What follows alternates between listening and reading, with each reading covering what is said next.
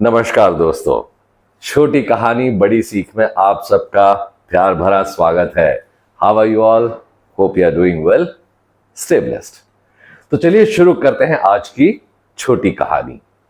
आज की कहानी एक बस कंडक्टर की कहानी है जिसका नाम था गोपाल। कहानी सुनने से पहले मैं आपके साथ एक बात शेयर करना चाहता हूं। इस कहानी को बड़े ध्यान से सुनिएगा, बड़े ध्यान से देखिएगा, क्योंकि इस कहानी के एंड में इसी कहानी के आधार पर हम आपसे एक सवाल पूछेंगे और आपको कमेंट सेक्शन में उस सवाल का जवाब लिख करके देना है। जितने भी सही जवाब आएंगे उनमें से एक लकी विनर को चुना जाएगा और उस लकी विनर को मिलेंगे 2100 रुपए का एक गिफ्ट वाउचर गुरुकुल ऑफ वैदिक एस्ट्रोलॉजी की तरफ से। और आपके जीवन को लेकर जो भी आपका एक प्रश्न होगा वो आप हमसे पूछ सकते हैं और ज्योतिष के आधार पर गुरुकुल ऑफ वैदिक एस्ट्रोलॉजी देगा आपके उस सवाल का जवाब। तो ध्यान से देखिए और ध्यान से सुनिए इस कहानी को। तो चलिए शुरू करते हैं गोपाल की कहानी। गोपाल अपने इस काम को बहुत एंजॉय करता था और हमेशा ही खुश रहता था, चाहे कितनी भीड़ क्यों ना हो बस में। कभी किसी पैसेंजर से नाराज ना होना, कभी किसी से गलत तरीके से बात ना करना, इनफैक्ट कभी कभी तो पैसेंजर को हंसा भी देता था। इस तरह का हंसमुख इंसान था गोपाल। और गोपाल 302 लिमिटेड में डेली आया जाया करता था। अंधेरी से बस शुरू होती थी, चर्च गेट तक जाती थी। अब इसी तरह एक दिन गोपाल अंधेरी अपनी बस में बैठा, बस शुरू हुई और पैसेंजर को लेते लेते आगे बढ़ने लगी। अचानक इस बस में एक इंसान चढ़ा जो कि बहुत हट्टा कट्टा इंसान था। मजबूत बॉडी बनाई हुई थी, हाइट बहुत ज्यादा थी, बिल्कुल देखने से ऐसा लगता था जैसे हाइट मानो 6 फुट 8 इंच तक की हाइट हो इनकी। अब वो बस में चढ़ा और गोपाल उनके सामने आया तो गोपाल को देखते ही उन्होंने कहा, रॉकी भाई पैसा नहीं देता। और बस ऐसा कहकर जाकर के सीट पर बैठ गया, मानो जैसे बहुत इंटिमिडेट कर दिया हो इसने गोपाल को। अब गोपाल भी सोच में पड़ गया कि ये है कौन, इतनी दादागिरी से बोल रहा है। लेकिन गोपाल को थोड़ा सा डर भी लगा कि इससे झगड़ा करे तो भी कैसे करे। खैर गोपाल ने कुछ नहीं कहा। फिर दूसरे दिन वही आदमी फिर बस में चढ़ा। फिर जैसे ही गोपाल के सामने आया, गोपाल से कहा, रॉकी भाई पैसा नहीं देता, और फिर जाकर अपनी सीट पर बैठ गया। अब गोपाल बेचारा 5 फुट का था, दुबला पतला सा था। गोपाल की समझ में नहीं आ रहा था करे तो क्या करे।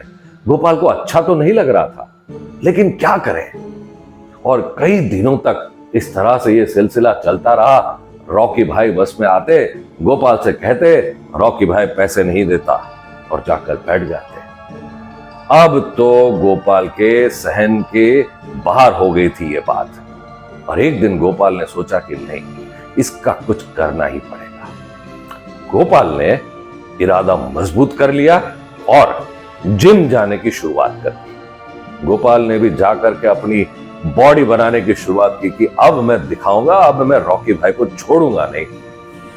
कई महीनों तक गोपाल ने जिम में एक्सरसाइज की और अपनी बॉडी मजबूत बनाई।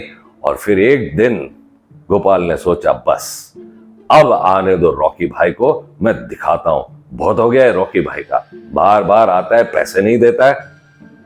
अब फिर सुबह गोपाल 302 लिमिटेड में अंधेरी से चर्च गेट की ओर जाने लगा। और ठीक उसी स्टॉप पर रॉकी भाई चढ़े बस में, गोपाल के सामने आए, फिर कहा, रॉकी भाई पैसा नहीं देता। अब गोपाल में तो हिम्मत आ गई थी, बॉडी भी बना ली थी, तो हिम्मत करके गोपाल ने कहा, और ये रॉकी भाई पैसा क्यों नहीं देगा? रॉकी भाई ने कहा, रॉकी भाई पैसा नहीं देता क्योंकि रॉकी भाई के पास बस का पास है। तो दोस्तों, इस छोटी सी कहानी की बड़ी सीख क्या है? बड़ी सीख यही है कि हम अक्सर किसी ने कुछ कह दिया या कोई एक ऐसी घटना हो जाती है, उसे लेकर बहुत सारी बातें अज्यूम कर लेते हैं और इसी एजम्पशन के आधार पर हम हमारे लिए कुछ ऐसे गोल बना लेते हैं जो कि हमें बिल्कुल हमारे जो असली गोल हैं उससे दिशा भटकाकर गलत ही दिशा में ले जाते हैं। हम हमारी ताकत, हमारी शक्ति, हमारे एफर्ट्स बिल्कुल एक अलग दिशा में लगा देते हैं जिनका हमारे जीवन के पर्पस के साथ कोई लेना देना नहीं होता।